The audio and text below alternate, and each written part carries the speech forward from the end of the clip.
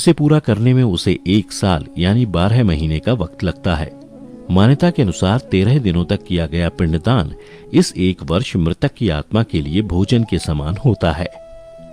मित्रों, अब आपके मन में सवाल उठ रहा होगा कि अगर किसी मृत आत्मा के निमित्त पिंडदान नहीं किया गया तो क्या होगा। तो मैं आपको बता दूं कि इसका भी वर्णन गरुड़ पुराण में विस्तार से किया गया है, जिसके अनुसार जिस मृतक आत्मा के नाम से पिंडदान नहीं किया जाता है उसे 13वीं के दिन यमदूत जबरदस्ती घसीटते हुए यमलोक लेकर जाते हैं, जिससे मृत आत्मा को यात्रा के दौरान काफी कष्ट उठाना पड़ता है। इसलिए हिंदू धर्म में हर मृतक आत्मा के निमित्त 13 दिनों तक पिंडदान किया जाना आवश्यक बताया गया है।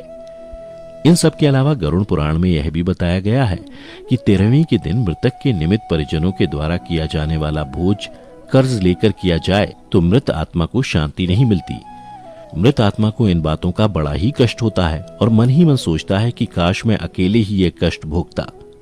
साथ ही गरुड़ पुराण में यह भी बताया गया है कि जो मृतक के परिजन को कर्ज लेकर भोज करने को मजबूर करता है, ऐसे इंसान को यमराज कभी भी क्षमा नहीं करते और उसकी मृत्यु के बाद उसे कई तरह की यातनाएं देते हैं और फिर उसे वापस मृत्यु लोक में भेज देते हैं।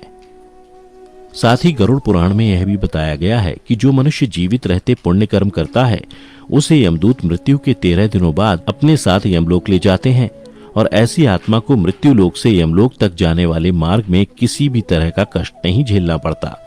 वहीं जो मनुष्य अपने जीवन काल में बुरे कर्म करता है उसे यमदूत पूरे रास्ते कई तरह की यातनाएं देते हैं, जिससे वह थर थर कांपने लगता है और यमदूतों से बार बार क्षमा मांगता है, लेकिन यमदूत उसे क्षमा नहीं करते। इसके बाद जब पुण्य आत्मा यमलोक पहुंचती है